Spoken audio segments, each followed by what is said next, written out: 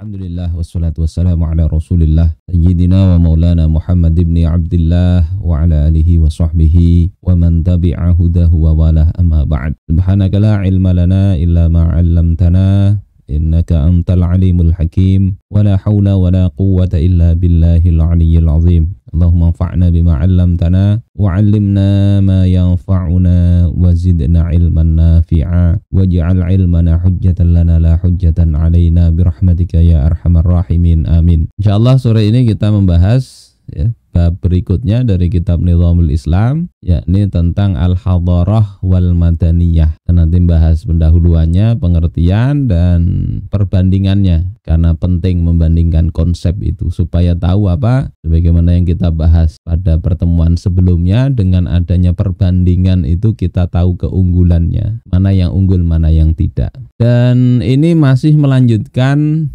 tema dalam kitab Nizamul Islam, yakni musannif itu ingin berupaya membangkitkan umat dengan kebangkitan yang benar.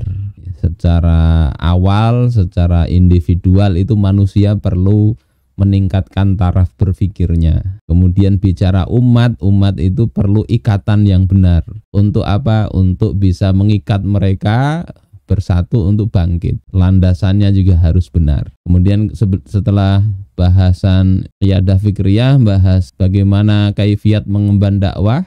Ini sekarang membahas tentang hadarah. Ini terkait juga dengan masalah kebangkitan. Yakni ketika umat ini menutup diri dari aspek positif dari umat lain. Yang sekarang ini bisa kita lihat justru sebaliknya, umat terbuka. Terbuka sehingga tidak bisa memilah. Nah ini dua-duanya tidak pas, menutup diri dari umat lain sehingga tidak ada yang mau diambil seperti apapun, kemajuan orang lain dianggap tidak benar. Nah ini juga tidak akan membuat umat itu bisa meningkat. Sebaliknya kalau membuka diri tanpa tahu mana yang positif mana yang negatif, sehingga semua hampir bisa diambil dari peradaban umat lain, ini juga akan menjadi kendala bagi kebangkitan umat, tidak akan bangkit dengan baik. Dan Allah Subhanahu wa taala memuji orang yang mendengarkan perkataan, alladzina yastami'unal qaul, orang-orang yang mereka mendengarkan perkataan, fayattabi'una ahsanah, kemudian mereka mengikuti mana yang paling bagus. Ulaikal ladzina hadahumullah, mereka itulah yang Allah telah memberikan petunjuk kepada mereka. Wa ulaika hum ulul albab, dan merekalah orang-orang yang punya pikiran,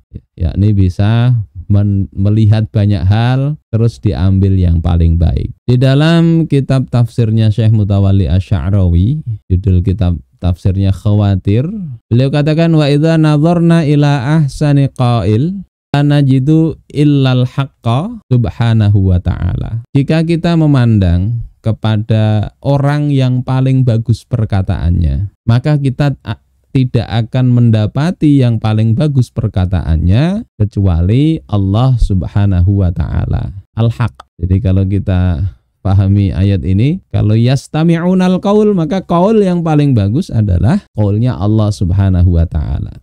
Fa idza amarallahu bihukmin fattaba'uhu faqauluhu ahsanal qaul.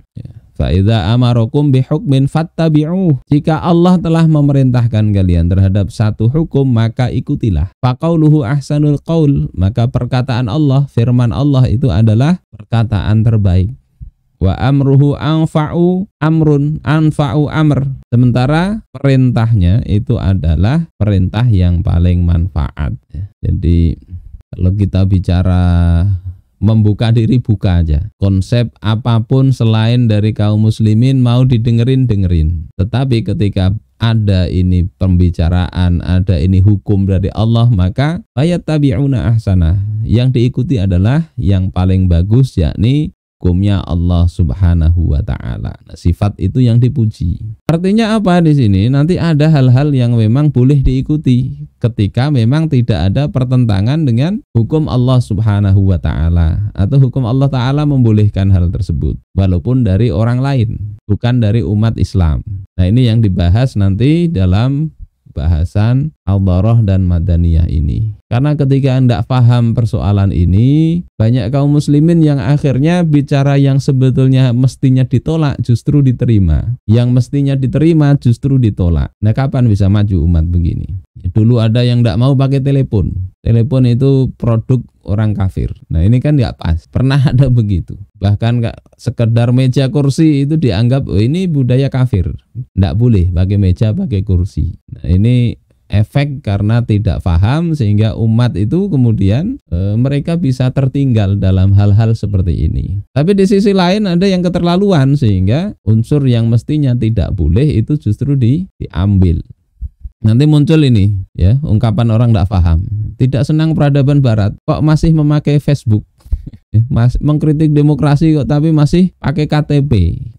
Ini ungkapan tidak paham perbedaan antara mana yang bisa diambil, mana yang tidak. Ada yang mengatakan itu Anda bebas berdakwah, itu kan berarti juga menikmati demokrasi. Dan ungkapan-ungkapan lain yang tidak bisa membedakan mana yang boleh, mana yang tidak. Ya. Nah, ini di bab ini insya Allah dibahas, yakni dalam bahasan hadharah. Apa itu hadharah? Ya, di dalam Kamus Al-Ma'ani, hadharah itu adalah kata isim, kata benda, jamaknya hadarat, yakni al-iqamah fil hadar. Makna bahasanya begitu, tinggal di hadar. Hadar itu artinya kota, beda dengan badiyah artinya desa. Kemudian makna istilahnya hadharah, ini kamus bahasa Arab ke bahasa Arab, tapi ada ngutip Edward Taylor ya. Di kamus itu dikatakan al-kullu al-murakkabul ladzi yajma'u bidakhilihi jami'ul mu'taqadat.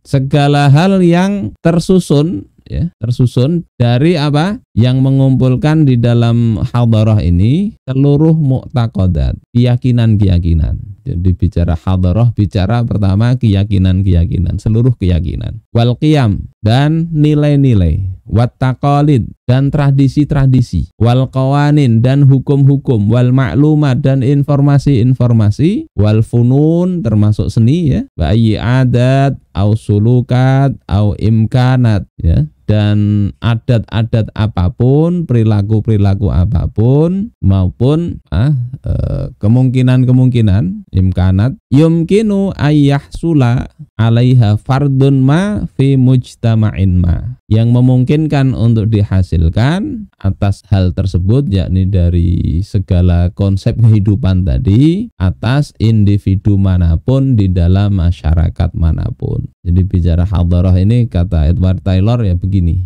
bicara keyakinan, konsep dan sebagainya yang mungkin untuk diraih oleh individu apapun di masyarakat manapun. Sementara madaniyah masih di kamus yang sama ya, itu adalah al-janibul maddiyu minal hadharah. Jadi madaniyah itu adalah aspek atau sisi fisik peradaban. Jadi hadharah ini kan hasil berpikir manusia, ada sisi fisiknya ya, kal umron seperti bangunan, wa wasail seperti sarana-sarana ya, sarana al-ittisal, sarana komunikasi ya. Wa tarfiyah, tarfiyah yakni hiburan ya. Kemudian yuqabiluha al-janibul fikri, yang itu berbeda atau berlawanan.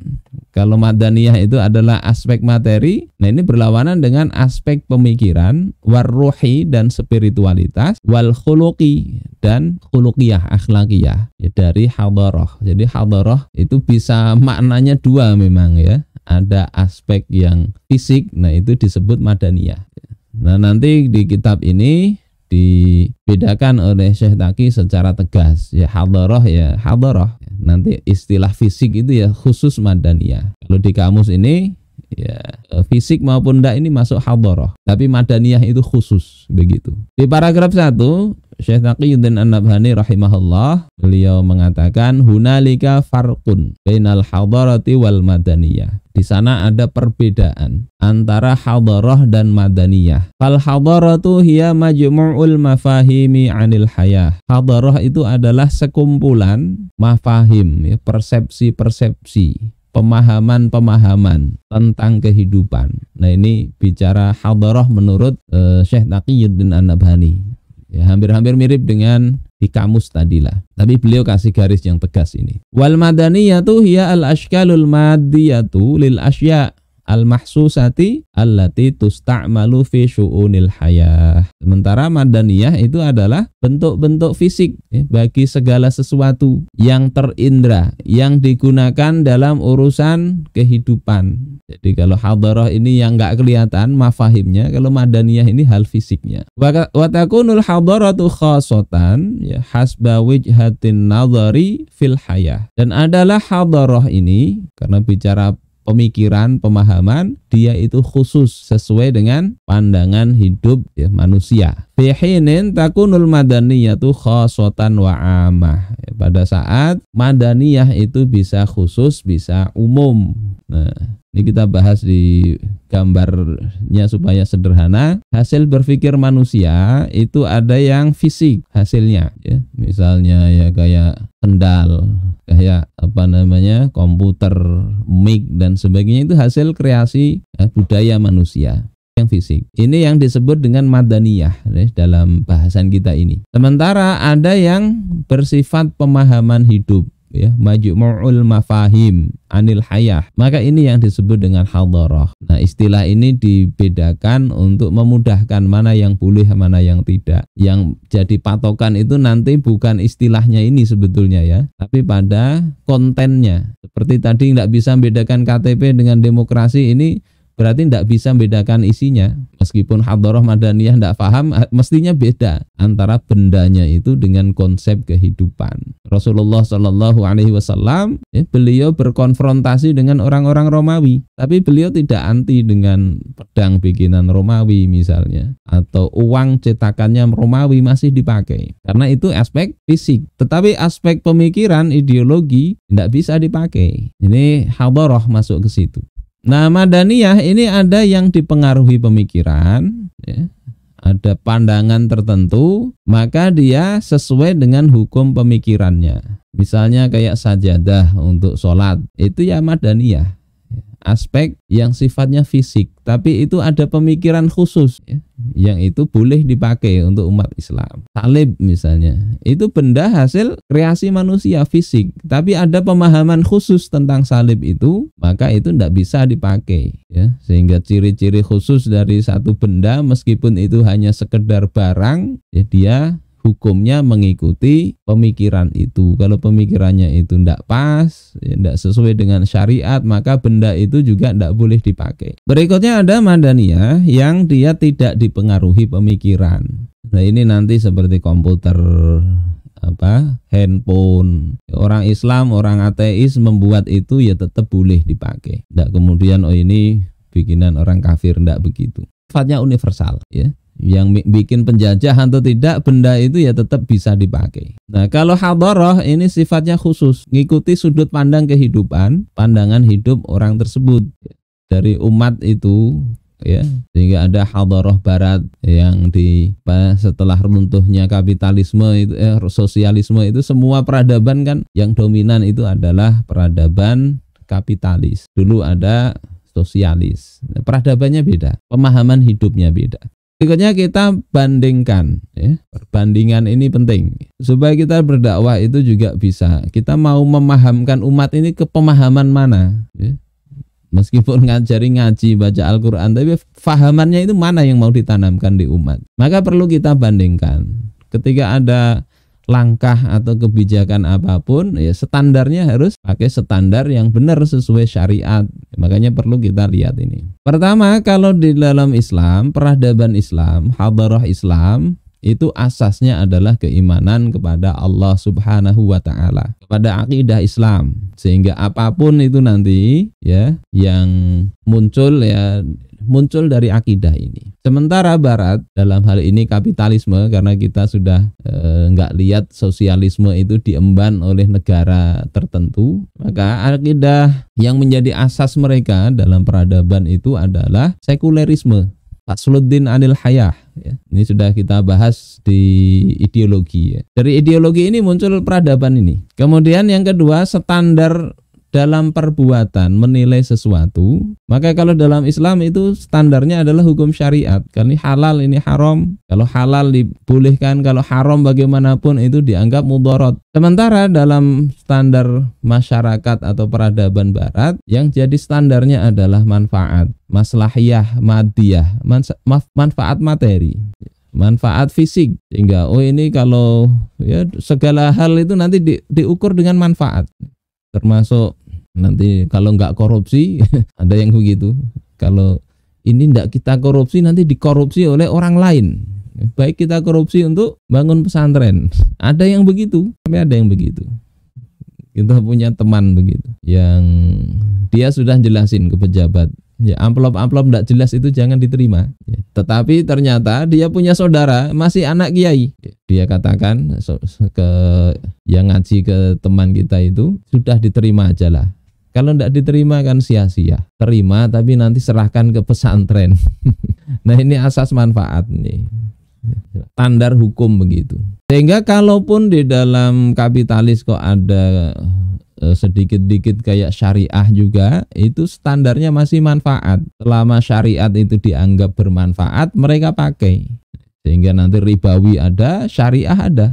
Untuk apa? Menjaring kemanfaatan itu. Sebagaimana orang berjualan, kalau jualan jilbab itu menguntungkan, orang yang tidak senang dengan jilbab pun akan jualan itu. Kenapa? Karena memandang itu manfaat. Jujur, kalau dianggap manfaat, mereka jujur. Ini standar itu begitu. Sementara dalam peradaban Islam, ya, mereka yang dijadikan standar adalah hukum syariat. Mestinya begitu. Meskipun mungkin rugi, tidak apa-apa. Berikutnya adalah tolak ukur kebahagiaan. Dalam Islam, ya, peradaban Islam, kebahagiaan itu akan diperoleh jika mendapatkan ridha Allah Ta'ala. Orang akan bahagia kalau dapat ridha Allah. Sementara di dalam kapitalisme, kebahagiaan itu jika mereka memandangnya adalah kalau mendapatkan kepuasan materi, kepuasan jasadiah. Ini beda sudah. Nanti kita bahas lebih detail tentang ini. Terus di dalam kehidupan, aspek spiritual itu ada pada individu, masyarakat maupun negara. Sementara di dalam masyarakat kapitalis, ya, peradaban barat, spiritual itu ada pada individu saja. Jadi di masyarakat enggak. Sehingga pengaturan dan sebagainya itu sudahlah urusan publik, itu enggak ada urusan dengan agama, enggak ada. Ada ini dalam teori-teori ekonomi tidak ada ini spiritual nih. Ada pada individu. Kalau mau orangnya baik ya bisa. Kemudian sama ini nilai spiritual, ya, material dan sebagainya ini ada di masyarakat. Kalau ini tidak kenal itu di dalam peradaban barat. Kalaupun kenal itu hanya sebatas aspek orang-orang tertentu saja. Saudara-saudaraku yang dimuliakan Allah Subhanahu wa taala, ini bagian tentang material spiritual ini di paragraf di dalam kitab itu dinyatakan amma taswirul hayati fil hadaratil islamiyah. Adapun penggambaran atau potret kehidupan di dalam peradaban Islam, fa innahu yatamatsalu fi falsafatil Islam. Maka itu tergambar di dalam falsafah Islam. Allati imbasaqat anil aqidatil islamiyah. Yang falsafah itu terpancar dari akidah Islam. Wallati taqumu 'alaihal hayah, yang berdiri di atas falsafah itu kehidupan. Wa amalul insan fil hayah, dan juga di atas falsafah ini berdiri atau dilakukan perbuatan manusia. Apa falsafah itu? Ya hadhil falsafatu allati hiya masjul maddati birruh, yakni falsafah yang menggabungkan antara materi dengan ruh. Ini filsafat dalam falsafah kehidupan Islam itu begitu. Spiritual dengan material, alam fisik itu nyatu, tidak terpisah. Maknanya apa? Ay ja'alul a'mali musayyaratan bi awamirillahi wa nawahi, yakni menjadikan aktivitas kehidupan manusia itu berjalan sesuai dengan perintah dan larangan Allah. Ia asas litaswiril hayah. Inilah asas untuk menggambarkan kehidupan. Hidup itu ya begitu. Ini dalam pandangan Islam begitu. Tidak terpisah antara maddah dan ruh. Sehingga kalau kita dalam aktivitas ini kadang masih memisah-misahkan. Oh ini saya kalau begini rasanya kering spiritual saya. Ini berarti belum nyatu. Sehingga kalau aktivitas begini ini kering. Kalau ini spiritual tok, tidak begitu. Saya ingin gambarkan dalam sebuah hadis di Mu'jamul Kabir Imam At-Tabarani diceritakan dari Ka'ab bin Ujrah, ya, telah lewat di depan Nabi Shallallahu Alaihi Wasallam seorang lelaki. Maka sahabat Rasulullah melihat orang tersebut min jildihi wa nasyatihi, dari kekuatan dan semangatnya. Orangnya kuat, semangat, ya, orang energik gitu ya. Faqalu, maka para sahabat ini mengatakan, ya Rasulullah, lau kana hadza fi sabilillah. Wahai Rasulullah, andai kata orang seperti ini berjihad di jalan Allah. Jadi orang kuat, bekerja, energik, sahabat mikir ini andai untuk berjihad itu tentu bagus ya Rasulullah. Maka Rasulullah memberikan persepsi yang lain, sudut pandang yang lain. Bahwasanya bagus itu tidak sekedar aktivitas yang secara kelihatan nampak itu aktivitas spiritual seperti berjihad di jalan Allah. Tapi Rasulullah kemudian katakan, in kana kharaja yas'a ala waladihi shigharan fahuwa fi sabilillah. Kalau dia keluar rumah bekerja untuk menghidupi anaknya yang kecil, cari nafkah yang halal tentunya ya, fahuwa fi sabilillah, maka dia ini di jalan Allah taala. Wa in kana kharaja yas'a ala abawaini syaikhaini kabirain. Kalau dia keluar bukan untuk berjihad tapi untuk bekerja menghidupi dua orang tuanya yang sudah sepuh, sudah renta, fahuwa fi sabilillah, ini fi sabilillah. Kemudian wa in kana yas'a ala nafsihi yu'ifuha fahuwa fi sabilillah. Jika dia itu bekerja untuk dirinya sendiri supaya bisa makan, tidak minta-minta, fahuwa fi sabilillah, maka dia di jalan Allah taala. Ini Rasulullah memberikan persepsi kepada sahabat bahwasanya jangan dipisah. Ya, tetapi ini bukan berarti nanti yang dikedepankan ini tentu jihad fisabilillah itu dalam makna al-qital itu lebih utama. Tetapi tidak bisa kemudian menganggap yang lain ini tidak utama.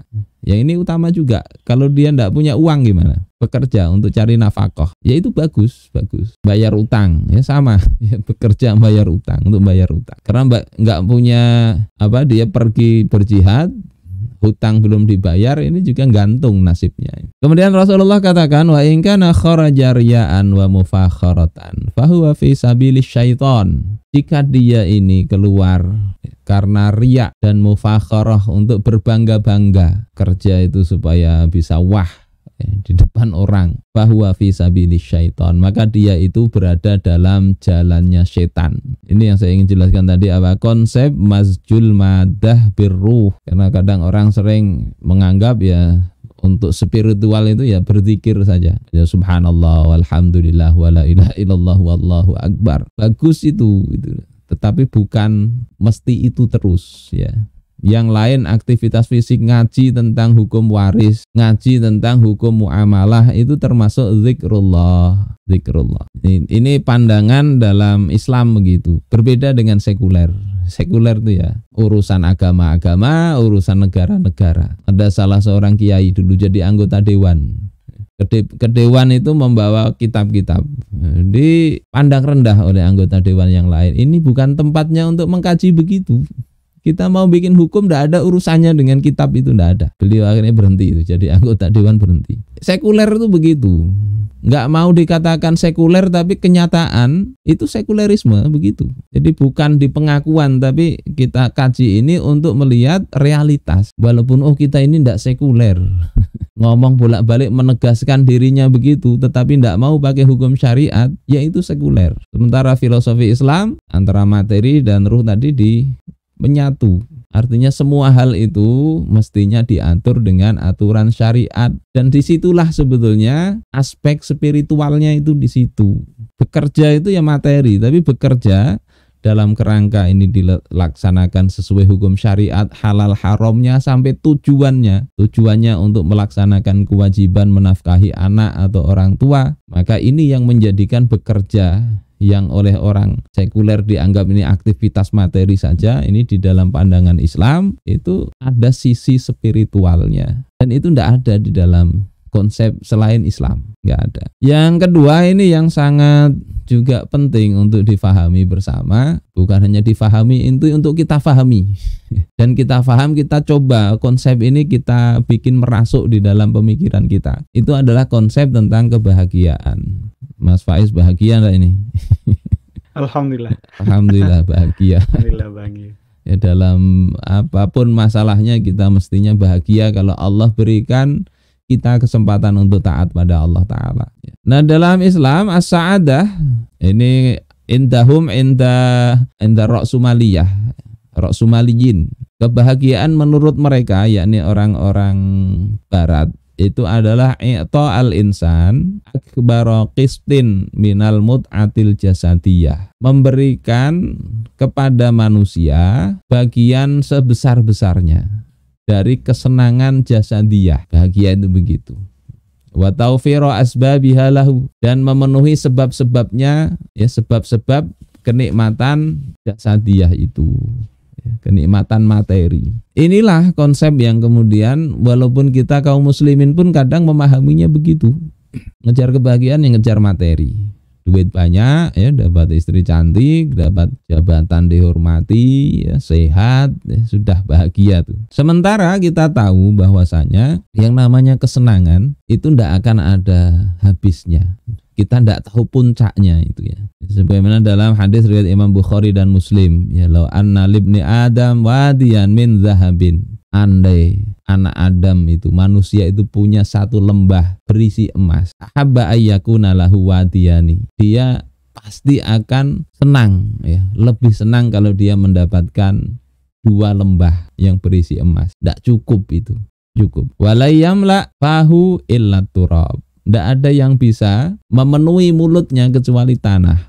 Yakni kalau sudah mati, tersumpal tanah, tidak ada lagi dia itu ingin lembah emas, tidak ingin dia. Kalau sudah meninggal dia tidak ingin harta lagi. Yang dia ingin justru hartanya ini bagaimana bisa disodakohkan, bagaimana zakat yang dulu ditunda-tunda tidak dibayarkan, ya, dia bisa katakan akhirni ila ajalin qarib, ya Allah tunda kematianku ini sebentar saja, fa'aswaddaqoh, aku akan bersodakoh, yakni mengeluarkan zakat maksudnya. Jadi bisa bayangkan harta yang disayangi, ya, begitu mati, ya, bahkan belum mati, hampir mati ini, itu sudah tidak ingin, itu tidak ingin. Sehingga kata Rasulullah, tidak ada yang bisa memuaskan kalau itu mau dituruti, itu tidak ada yang bisa memuaskan sampai mati itu. Dan aspek ini di dalam kehidupan, ya, kita kaum muslimin kadang peradaban ini yang muncul. Di paragraf 9 dikatakan wa nadratun khatifah lil hadaratil gharbiyah allati tatahakkamu fil alamil yaum. Pandangan sekilas, artinya tidak usah diteliti terlalu jauh, tidak usah terlalu didalami pun itu sudah bisa disimpulkan. Jadi pandangan sekilas terhadap peradaban barat yang mendominasi dunia saat ini, turina annal hadaratal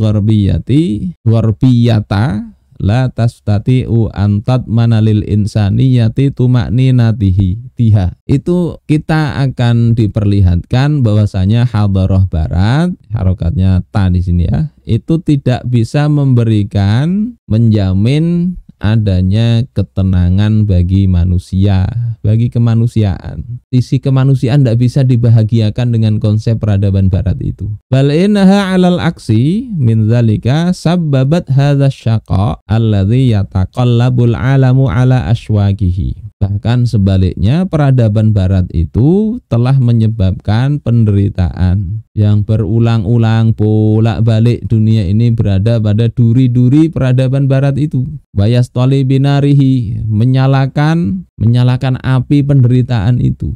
Ini peradaban barat. Sehingga Allah utus Nabi Muhammad SAW itu untuk memberikan rahmat sebetulnya. Tapi manusia milih jalan kesengsaraan. Ini bisa kita lihat, ya, di angka ini yang paling menderita itu kan sampai bunuh diri. Ya, orang menderita kalau sampai memilih mengakhiri hidup ini artinya paling menderita. Ini dan angkanya banyak. Belum yang nggak bunuh diri tapi stres. 1 miliar manusia kata WHO itu stres. Bukan stres, ya, gangguan kesehatan mental. Makanya ketika dunia barat melihat bagaimana kaum muslimin di Gaza itu mereka menderita tapi masih semangat hidupnya, mereka akhirnya banyak juga yang ingin mempelajari Islam. Apa kekuatan apa yang membuat mereka sekuat itu? Tidak sedikit yang akhirnya masuk Islam menurut berita-berita yang kita baca. Karena peradaban Barat ini begini. Ini di Eropa paling banyak 24,8 dari 100.000 orang laki-laki itu bunuh diri. Yang perempuannya 15,4, yang anaknya 6,6. Nah, kalau digabungkan ini berapa dari 100.000 ini? Ini di Eropa. Asia Tenggara lebih sedikit, Pasifik Barat, kemudian ada Amerika. Amerika tinggi ini. Afrika ini tidak setinggi Amerika. Kadang miskin tapi bahkan semangat hidupnya lebih kuat. Ada yang kaya tapi kayak ayam ras itu ya, mudah dapat makanan tapi cepat mati, ndak punya semangat juang. Secara global di dunia ini 13,5 laki-laki dari 100.000 itu bunuh diri tiap tahun. Ini data 2016 ya, sekarang ini mungkin kecenderungannya naik. Nah, kalau di ranking ini negara-negara yang 5 negara ranking tertinggi di dunia yang bunuh diri menurut data 15 Mei 2021 ini saya kutip, Lituania ini paling besar 31,9 per 100.000 orang. Kemudian Rusia, Guyana, Korsel dan Jepang. Jepang ini nomor 5 bunuh diri ini. Yakni dari 100.000 ada 18,5. Di rata-rata dengan penduduknya segini, rata-rata setahun itu 23.000 lebih dari 23.000 yang bunuh diri. Padahal kaya mereka. Apa yang kurang? Mau menikmati harta, mereka banyak harta. Mereka mau berzina, mereka tidak ada aturan halal haram.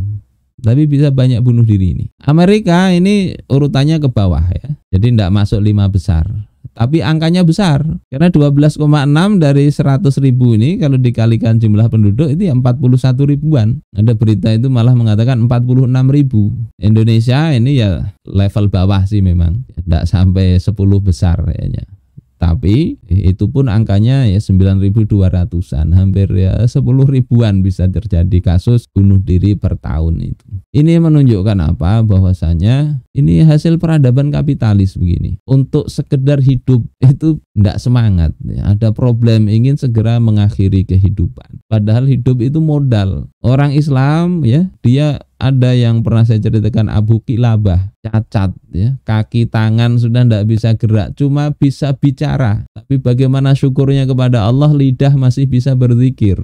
Sehingga itu dianggap nikmat paling besar oleh beliau. Ini orang Islam begitu. Waktu itu karunia Allah. Usia itu sesuatu yang didambakan untuk bisa apa? Bisa jadi modal untuk taat. Sehingga ketika diwafatkan itu orang-orang kan mengatakan Rabbir ji'un, ya Tuhanku irji'un, kembalikan aku la'ali a'malu sholihah, agar aku bisa beramal soleh. Jadi mati itu minta dihidupkan untuk bisa beramal soleh. Sekarang kita hidup, bagi orang Islam Muslim ini modal beramal soleh lah, dari hal-hal sederhana kayak berzikir sampai hal-hal yang dituntut ya, kewajiban-kewajiban yang lain. Saudara-saudaraku yang dimuliakan Allah Subhanahu wa taala, ini hal-hal yang penting kita sampaikan juga. Kita bentuk pemahaman umat itu tentang hadharah Islam dan hadharah Barat. Jangan sampai kemudian pahaman hidup kita dan masyarakat ini kita biarin.